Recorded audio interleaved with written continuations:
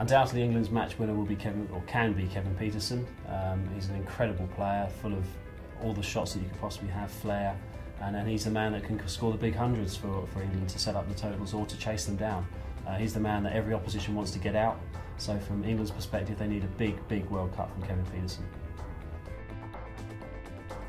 Graham Swan is undoubtedly the best spinner in world cricket at the moment. The stats back that up, and he's just as important for the England side to have him taking wickets is the presence that he brings to the team as well within the dressing room, keeping everyone happy. It's going to be a long tour of the subcontinent. Things can get on in your way. Things can annoy you on the subcontinent, but you need somebody like Swanee around. His capabilities to take wickets we all know about. He's no mug with the bat either. If he took his batting a bit more seriously, but he to me is the key to the England bowling attack with Jimmy Anderson.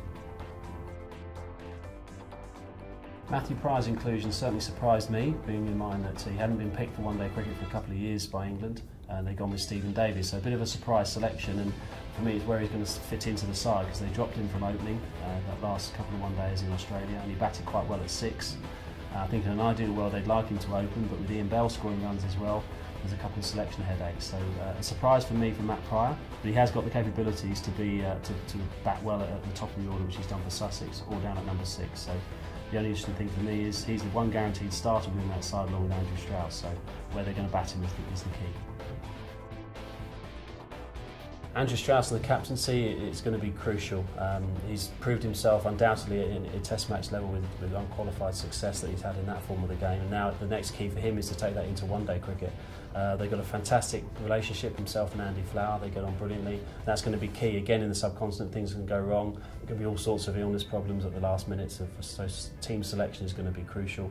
Andrew, he's had one fault in the past. He's been criticised for being too defensive. So it'll be interesting to see if he changes tack and how he approaches the World Cup coming up.